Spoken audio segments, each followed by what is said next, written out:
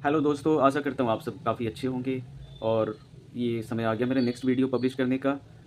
Fundamental rights of India, Indian constitution, Bharat का संविधान, जिसके बारे में आप सबको जानना बहुत ज़रूरी है।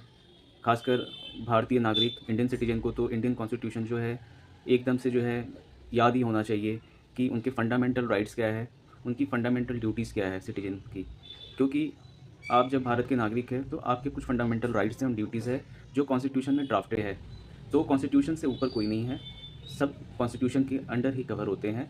तो आपके अगर कॉन्स्टिट्यूशनल राइट्स, आपके फंडामेंटल राइट्स को अगर कोई ओवर पावर करता है और वायोलेट करता है तो आप अपने नियरेस्ट हाई कोर्ट या अगर सुप्रीम कोर्ट में अप्रोच कर पाते हैं तो वहाँ पर आप जो है एक पीआईएल या फिर एक जो है कि कंप्लेंट दाखिल कर सकते हैं कि आपके फंडामेंटल राइट्स वायलेट हुए हैं। और फंडामेंटल राइट्स के मेन गार्जियन हैं supreme court of India. Fundamental rights में चेंजेस पॉसिबल हैं जो कि पार्लियामेंट में डिस्कशन के बाद सुप्रीम कोर्ट में पब्लिश शेयर किए जाते हैं और वहाँ से फिर चेंजेस होते हैं। तो ये रहे थोड़ी ब्रीफ फंडामेंटल राइट्स के बारे में। और ये काफ़ी बड़ा चैप्टर है और काफ़ी लंबा है, इसलिए मैं आपको पार्ट बाई पार्ट बताऊंगा, वीडियो छोटा करके बताऊंगा ताकि आप लोगों के समय के हिसाब से आप लोग सुन पाए। ज़्यादा लंबा वीडियो जो है समय के हिसाब। फंडामेंटल राइट्स 26 नवंबर 1949 को जो है अडॉप्ट किया गया था और 26 जनवरी 1950 से ये फोर्स में आया था।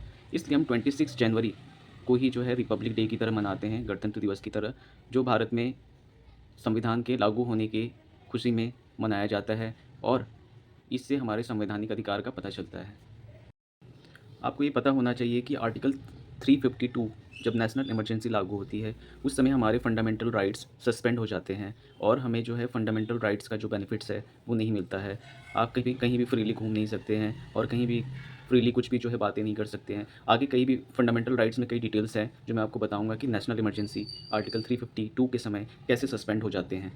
हम जानेंगे राइट टू इक्वालिटी, जो कि आर्टिकल नंबर 14 से लेकर 18 तक में आता है।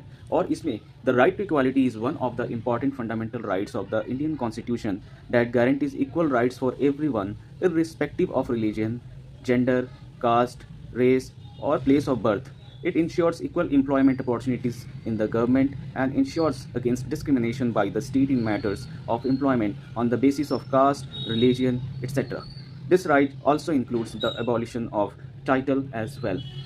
तो इसके बारे में अगर मैं आपको बहुत ही संक्षिप्त में शॉर्ट में बताऊं तो राइट टू इक्वालिटी नाम से ही आप समझ रहे हैं कि सबको इक्वल अपॉर्चुनिटी मिलनी चाहिए और सबको हम इक्वल निगाहों से देखेंगे, किसी से डिस्क्रिमिनेट नहीं करेंगे और किसी के साथ भी जो है भेदभाव नहीं करेंगे। ये इस राइट टू इक्वालिटी का मेन मोटो है।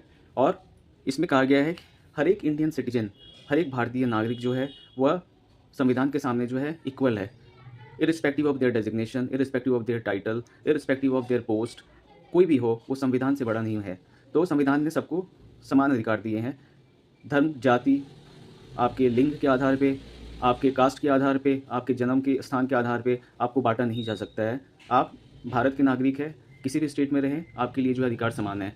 उसके बाद जाके गवर्नमेंट में जो भी एम्प्लॉयमेंट अपॉर्चुनिटीज़ है वो भी इक्वल हैं हर एक स्टेट के एम्प्लॉय, हर एक स्टेट की जो है लोगों के लिए। तो आपको पता होगा कि भारत में अगर आप हैं और भारत के बाउंड्रीज़ में हैं तो आप किसी भी स्टेट के एम्प्लॉयमेंट जो भी निकलते हैं उसमें आप अप्लाई कर सकते हैं और वहाँ जाकर जो उसका एग्ज़ाम देकर, और अगर आप जो है क्रैक करते हैं इंटरव्यू, एम्प्लॉयमेंट जो भी निकलते हैं उसमें आप अप्लाई कर सकते हैं और वहाँ जाकर जो उसका एग्ज़ाम देकर, और अगर आप जो है क्रैक करते हैं इंटरव्यू और पास करते हैं तो आप वहाँ पर एम्प्लॉयमेंट भी पा सकते हैं। तो इक्वल एम्प्लॉयमेंट है, इसलिए कई लोग, आपको पता होगा कि कोटा के हिसाब से देखते हैं कि कहाँ मिजोरम, असम और फिर जा कर के नेपाल, जहाँ भी जो है बिहार, यूपी, दिल्ली, जहाँ भी किसी भी पोस्ट के लिए ज़्यादा वैकेंसी रहती है वहाँ पर वो अप्लाई करके उस जगह में जो है कोशिश करते हैं कि उनकी सरकारी नौकरी लग जाए, क्योंकि ये जो है इक्वल एम्प्लॉयमेंट अपॉर्चुनिटी सबको देने का प्राविधान है इंडियन कॉन्स्टिट्यूशन में। और ये राइट जो है एबॉलिशन ऑफ टाइटल और अनटचेबिलिटी को भी जो है अवॉइड करवाता है। इसका मतलब ये है कि ऐसा कोई भी टाइटल जो कि आपको डिस्क्रिमिनेट करे, आपको सब बड़ा दिखाए, आपको दिखाए कि आप जो काफ़ी सुप्रीम हैं, आपसे जो है कि मतलब सोच समझ के बात करनी होगी, आप कुछ भी कर सकते हो, मतलब आप जो है ना, आप लोगों के इक्वल राइट्स से जो है खिलवाड़ कर सकते हो। तो ऐसे टाइटल को कोशिश करेंगे हम अवॉइड करने की, कि ऐसे टाइटल जो है कॉन्स्टिट्यूशन आपको जो अधिकार नहीं देता है कि ऐसे टाइटल आप लगाओ। सो इस तरह के टाइटल को एबॉलिश करना है। अब मैं इस टाइटल में एक एग्जांपल दे देता हूँ आपको। जैसे आप अपने आप नाम के आगे लगा दिया आपने, इसे आप अलग तरीके से मत लेना, आपने अपने नाम के आगे लगा दिया चौधरी, ठीक है। चौधरी राम कुमार, ये काल्पनिक नाम है। तो इससे ये समझ में आ रहा है कि राम कुमार जो है कोई चौधरी है और हमें जो है सोच समझ के बात करना चाहिए, ठीक है। तो इसी तरह के कई टाइटल हैं, तो आपको उसको एबॉलिश करने चाहिए। आपका प्रोफेशन जो है आप डेफिनेटली आपके नाम के बाद लिख सकते हो, पर प्रीफिक्स सफिक्स जो है किसी भी तरीके के टाइटल जो आपको डिस्क्रिमिनेट करे, आपको आपके इंसान होने के अलावा कोई और एक दर्जा दे, तो उसे आप जो है अवॉइड करें, ताकि लोग आपसे जो है इक्वल भाव से जो है बात कर सकें और अपने विचार का आदान प्रदान कर सकें। और किसी भी तरीके का अनटचेबिलिटी कि ये छोटा जात है, ये बड़ा जात है, ये संविधान के अंदर एकदम से जो है मना है, जातिवाद प्रथा वगैरह। तो अगर आपको यह वीडियो अच्छी लगी तो आप मेरा चैनल लाइक एंड सब्सक्राइब ज़रूर करें और जो है कमेंट्स में जय हिंद, जय भारत, जो आपको अच्छा लगे वो आप लिख सकते हैं, और इसके आगे के आर्टिकल्स मैं अपनी अगली वीडियो में बताऊंगा। और एक चीज़ मैं आपको काफ़ी इंपॉर्टेंट बता दूं कि father of the Indian constitution कहा जाता है डॉक्टर भीमराव रामजी अम्बेडकर को।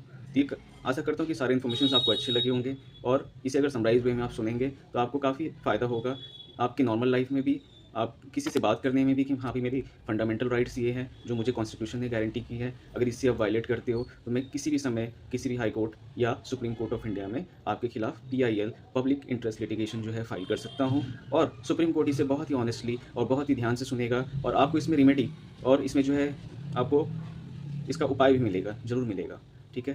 Thank you so much for watching this video so patiently. Have a good day.